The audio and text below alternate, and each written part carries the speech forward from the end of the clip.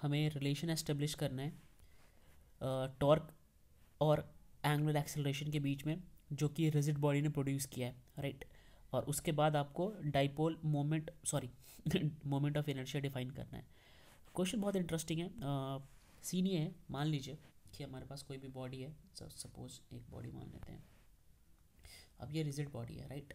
Question में बोला हुआ है मान लीजिए ये एक रिजिड बॉडी है और एक और रिजिड बॉडी मानते हैं, ठीक है। चलिए, तो ये एक और रिजिड बॉडी है। अब सपोज कि मैं इस वाले से इस वाले को हिट करता हूँ, ठीक है, राइट। ये स्टिक है, मान लीजिए ये रिजिड है पूरा, इस वाले को हिट करता हूँ, तो इसके अंदर जितने भी छोटे छोटे पार्टिकल्स होंगे, if I have to draw it, like if I try to draw it, तो ऐसे ऐसे इसके अंदर बहुत छोटे छोटे पार्टिकल्स होंगे, ठीक है। सभी पार्टिकल्स का अपना एक इंडिविजुअल मास होगा, ठीक है, और सभी का सेंटर से एक डिस्टेंस होगा, जिस सेंटर मतलब जहाँ पे मोमेंट ऑफ इनर्शिया मिल रहा हो, ठीक है, और सॉरी जहाँ पे सेंटर ऑफ मास मिल रहा हो। तो एक बार समझते हैं, एक रिजिड बॉडी ये है, एक रिजिड बॉडी ये है हमारे पास। इस रिजिड बॉडी में बहुत सारे पार्टिकल्स हैं। आप इस वाले रिजिड बॉडी से इस दूसरे रिजिड बॉडी को हिट करेंगे। जब आप इससे इसको हिट करेंगे तो इसके जितने भी पार्टिकल्स हैं वो सभी के सभी रोटेट करने लग जाएंगे।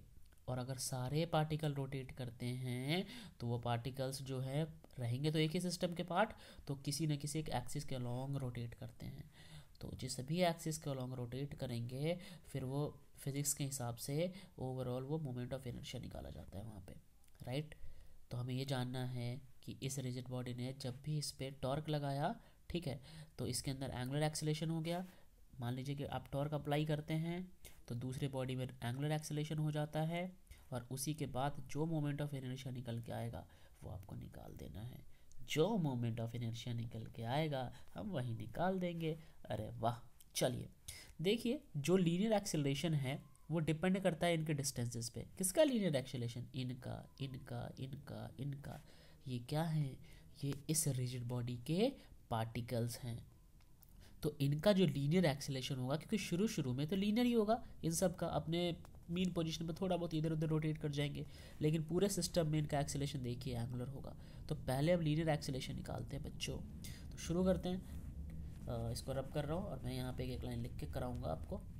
चलिए, तो मान लेते हैं इनका लीनियर एक्सेलरेशन मानेंगे। ओके, लीनियर एक्सेलरेशन जो है किस चीज़ पे डिपेंड करेगा? मान लीजिए ये अपना बॉडी था, इस बॉडी में जो पार्टिकल्स हैं, इन पार्टिकल्स के लीनियर एक्सेलरेशन डिपेंड करते हैं इनके डिस्टेंसेस पे, राइट। आर पे, आर इज़ व्हाट? डिस्टेंस। अब इसको मैं ऐसे सिस्टम मान के चलता हूँ, ये तो ये आर हो गया, ये आर हो गया आपका, ये आर हो गया, इसी तरीके से ये आर हो गया, ये आर वन होगा, ये आर टू होगा, आर थ्री होगा, ये आर फोर होगा। फ़र्क बस इतना ही है। चलिए, ये भी आप समझ गए। अब कॉन्सेप्ट पे सीधा जंप मारते हैं। जो पूछा हुआ है टॉर्क। एक तरफ से आप टॉर्क प्रोवाइड करा रहे हो, याद है ना वो स्टिक टॉर्क प्रोवाइड करा रहा था, और उस टॉर्क की वजह से कहाँ दूसरे वाले रिजिड बॉडी में एंगुलर एक्सेलरेशन आ गया, एंगुलर एक्सेलरेशन आ गया। इनके बीच में हमें, इन दोनों के बीच में रिलेशन एस्टेब्लिश करना है। चलिए, तो देखते हैं क्या क्या चीज़ों की रिक्वायरमेंट होगी। अच्छा, अब टॉर्क की बात है तो टॉर्क के लिए आपको फोर्स तो चाहिए। टॉर्क के लिए आपको चाहिए फोर्स, और फोर्स होता है बच्चों मास इनटू में एक्सेलरेशन। पर कैसा वाला एक्सेलरेशन? एंगुलर वाला। मोमेंट ऑफ इनर्शिया में एंगुलर एक्सेलरेशन की जरूरत पड़ेगी। अच्छा, उससे पहले इस एंगुलर एक्सेलरेशन को हम कन्वर्ट करते हैं लीनियर के टर्म्स में, क्योंकि शुरू शुरू में तो वो लीनियर ही रहा होगा। तो एंगुलर एक्सेलरेशन को अल्फा लिखते हैं।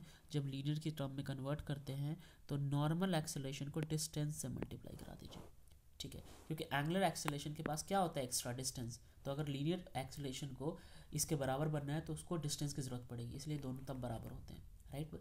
चलिए, अब आगे हम अपने इस कॉन्सेप्ट को ड्राइव करते हैं। तो फोर्स जो हो गया बच्चों, यह मास इंटू में एक्सेलरेशन। अब इस एक्सेलरेशन की जगह हम लिख देंगे मास इंटू में आर वन इंटू मतलब रेडियस इंटू में एक्स, लीनियर एक्सेलरेशन, ठीक है। चलिए, अब मान लीजिए कि पहला पार्टिकल रहा होगा तो उसका मास m1 होगा और उसका रेडियस r1 होगा, बस यही चीज़ है। और फोर्स जो होगा वो f1 होगा। पहले से मेरा क्या मतलब है? पहले से मेरा मतलब है कि इसका जो ये पार्टिकल है, ये पार्टिकल है, ये पार्टिकल है, तो आप इसको फर्स्ट पार्टिकल बोलोगे, इसको सेकेंड, इसको थर्ड, इसको फोर्थ, इसको फिफ्थ, और इसी तरीके से n पार्टिकल्स होंगे।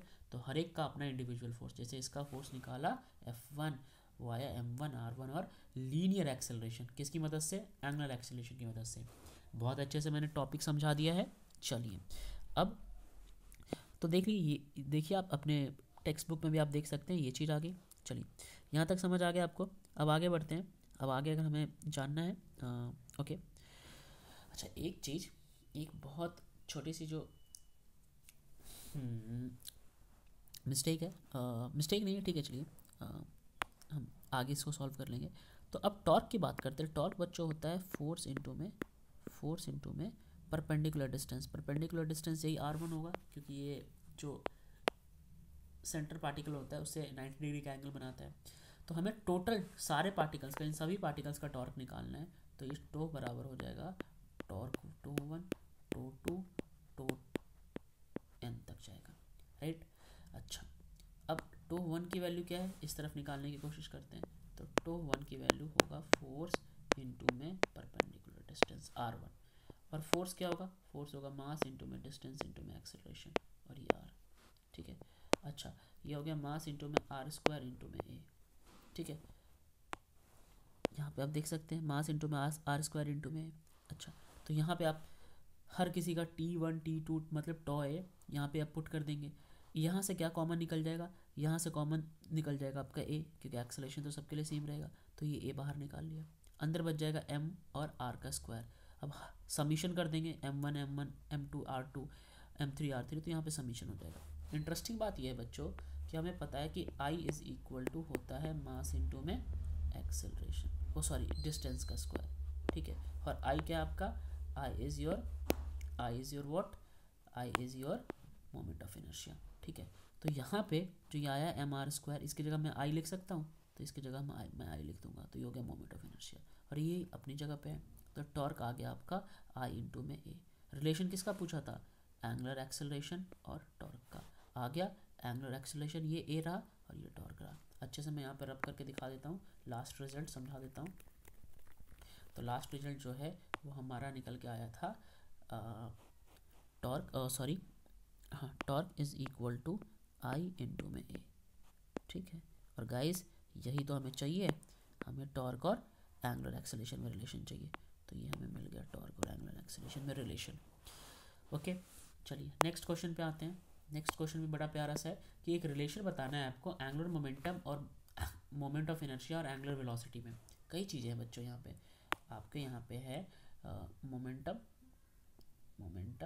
राइट, ये एंगुलर वाला राइट, सब कुछ एंगुलर वाला होगा। Okay moment of inertia MOI और आपके पास एंगुलर वेलोसिटी, इन तीनों में आपको रिलेशन एस्टेब्लिश करके दिखाना है। अब आप एक बॉडी को कंसीडर कर लीजिए, उसमें n नंबर ऑफ पार्टिकल्स मान लीजिए, सभी के मासेस m1 m2 m3 से लेके mn तक मान लीजिए, सबके डिस्टेंसेज जो हैं वो एक्सिस ऑफ रोटेशन से। अच्छा मान लीजिए ये मैं समझाता हूँ आपको, यहाँ पे ये ना एक रिजिड बॉडी है, तो डिस्टेंसेज आपको इस एक्सिस ऑफ रोटेशन से मानना है। ये यहाँ ये है एक्सिस ऑफ रोटेशन, इस पार्टिकल का डिस्टेंस भी यहाँ से, इस पार्टिकल का डिस्टेंस भी यहाँ से। तो आई होप समझ रहे होंगे मैं क्या कहना चाहता हूँ। चलिए तो ये सब ये बेसिक डिटेल मान ली हमने। अब जो है आपके पास हाँ जी, तो हमारे पास जो वैल्यू आती है, समझिए यहाँ पे एंगुलर और लीनियर के बारे में। किसके एंगुलर लीनियर के बारे में, वेलोसिटीज़ के एंगुलर और लीनियर के बारे में। इसको रब कर देते हैं, इसको रब कर देते हैं। चलिए तो देखिए कि हमारे पास जो एंगुलर वेलोसिटी होता है वो ओमेगा होता है। अच्छा एंगुलर वेलोसिटी में एक्स्ट्रा क्या होता है, रेडियस होता है। तो देखिए लीनियर वेलोसिटी को, अच्छा एक चीज यहाँ पे ये हो गया अभी, अगर आप इसको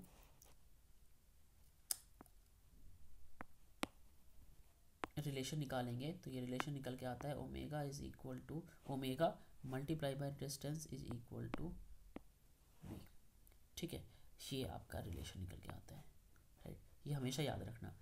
हाँ उल्टा बता दिया था मैंने पीछे भी आपको कि जब भी आपको लीनियर और एंगुलर की बात करते हैं तो एंगुलर में हमेशा डिस्टेंस मल्टीप्लाई होता है अगर लीनियर के बराबर रखना है तो, ठीक है। चलिए ये बात आप समझ गए। अब आगे बढ़ते हैं। तो वहाँ तक वेलोसिटी हमने निकाल ली।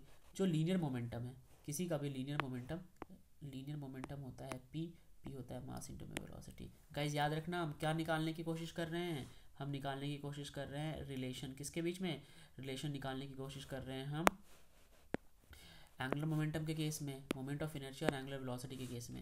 चलिए टॉपिक पे आते हैं। टॉपिक है ओके, तो यहाँ पे हम लीनियर मोमेंटम निकाल लेंगे, वो है p मास इंटू में वेलोसिटी। ठीक है, अच्छा अब इस वेलोसिटी को जब कन्वर्ट करेंगे तो रेडियस इंटू में एंगुलर वेलोसिटी आ जाएगा, पीछे ही हमने देखा था। ठीक है, इस वेलोसिटी की जगह आपने वेलोसिटी की जगह लिख दिया रेडियस इंटू में एंगुलर मोमेंटम, बस। और इसको जाके आपने इस वाली वैल्यू को जाके उठा के टर यहाँ डाल दिया, ये आ गया आर और ओमेगा, राइट। चलिए अब लीनियर मोमेंटम की बात करते हैं, एल से लिखते हैं। लीनियर मोमेंटम क्या होता है? नॉर्मल, जो आपका नॉर्मल मोमेंटम है उसको आप डिस्टेंस से मल्टीप्लाई कर दीजिए, तो ठीक है, तो वो होता है लीनियर मोमेंटम।